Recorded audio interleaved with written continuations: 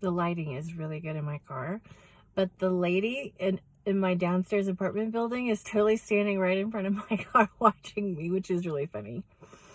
Hi, my name is Dr. Ruth Zeman. I'm a positive psychologist. Let's talk about relationships. So, one of the most fascinating things I learned in my dissertation was about relationships. After meaning, relationships are what anchor your life. So, a life anchor is emotional, and it grounds you in the present. It allows you to function, and you know that you have a little bit of a safety net when you have emotional people that will back you up. What are relationships? Relationships are contacts between two people. It can be family, it can be friends, but there's layers. So we have our first layer, which is acquaintances. These are people that, it's your postman, it's your handyman, it's the guy at your apartment complex that comes when you put in an order. You might not know their names, but you recognize their face and you see them pretty consistently. The next level is the acquaintance where you know their name. So everybody wants to be Norm and Cheers. We all want to have that one place or restaurant or bar where we walk in and we're known. And at least they know our names or maybe even our drink.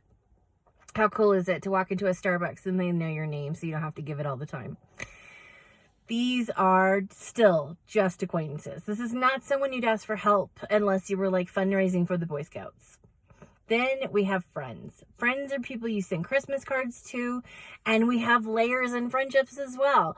We have the friends that we see at Bunko, the friends that we would go out with, and we'd be excited to see if we were having drinks, but we're just sending them Christmas cards. We're just inviting them to birthday parties. They're not really a part of our life, but we like them, and we're holding them in our sphere of influence for reasons. Usually it's like a waiting room to become a closer friend. So like you like them and you want to be closer friends with them, but you don't have time. Or you know that you're not really in alignment with them because you're Catholic and they're Baptist or something like that. I mean, it's neutral, it's benign, it's still friendship. Then you have the friends that you absolutely would never forget to invite to something. They're the people that when something exciting goes on, they're on the list. You're going to call them and let them know what's going on, or at least send them a text, or you're Facebook friends with them. And this friendship is a little bit deeper, but you're not calling these people for bail money. Then we have the friends you'd call for bail money. But wait, I actually put family in between birthday cards and bail money. Now, family can be friends too. So bear with me here, because then we have family, and family are obligatory people in your life that we sometimes build with and sometimes don't build with. So it comes down to what kind of safety net do they offer you? Are they the kind of family who tells you hard truths? Are they the kind of family who holds you with grace? These are substantially different. A lot of us have toxic families, toxic childhoods. A lot of us don't. So your family dynamic is going to fit in these layers of relationship, but they might not be a friend. They might be a confidant. They might be someone you want to call when exciting things happen, but at the same time, you might keep secrets from them. And then you have your last friends, and they're the ones that get all the TMI, they get all the tea, and if you're not calling them for bail, they're totally sitting next to you, needing bail. You know who I'm talking about.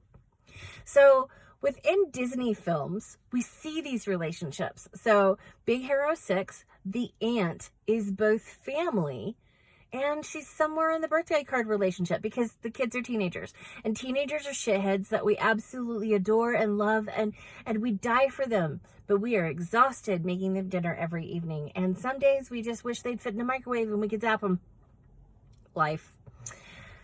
You know I'm teasing, right?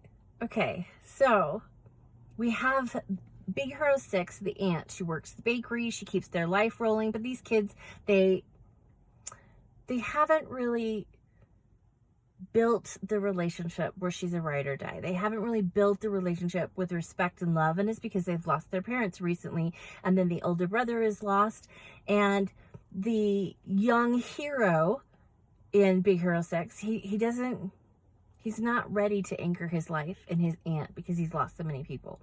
This is completely understandable. This is completely normal behavior.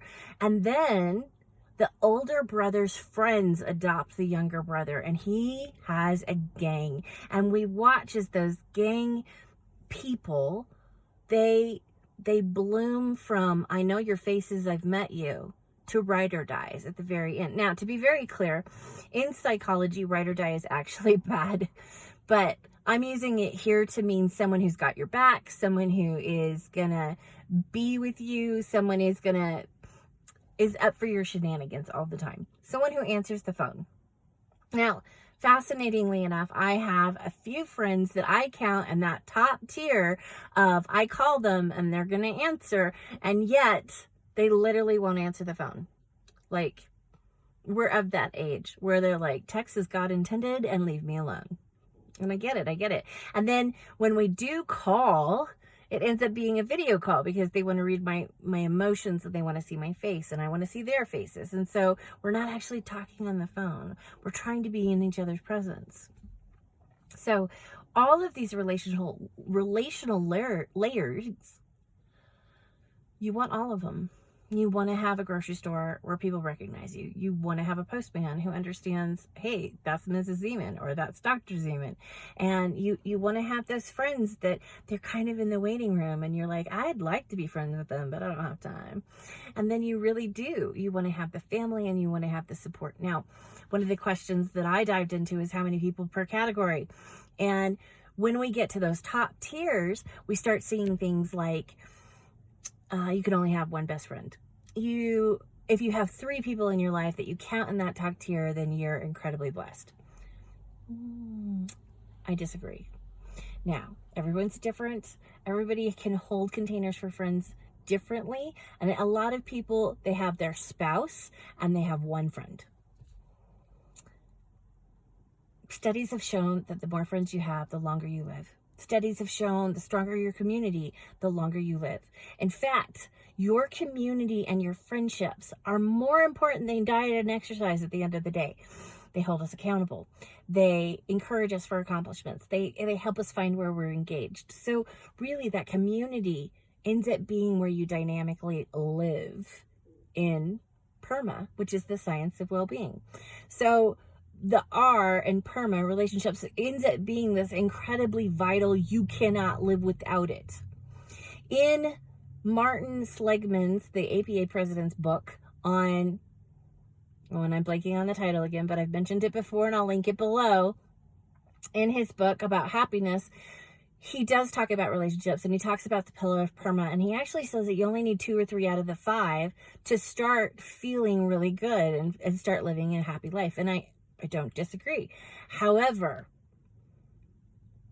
I've also seen within the Disney films and how it dynamically moves, you need your meaning, which I showed in another video, was about me and my influence in the greater world and how I wanted to be out in the world. And it is love others as you love yourself. And that I learned that I wasn't loving myself as much as I could and that I was pouring too much of myself out.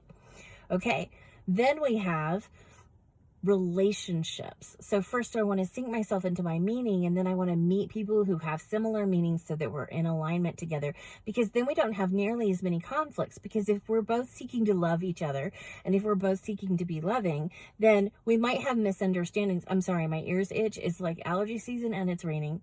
And to be clear, every season is allergy season when you're special like me. But okay, so relationships. The deeper your relationships, the better your health, the longer you're going to live, the more joy you have capacity for in life. Yes, relationships are almost a bucket that expand the more people you add it, because just like that, our heart grows. So we have the Grinch and his heart grew 12 times at Christmas because of celebrating with others, and that's not wrong. That's actually real science.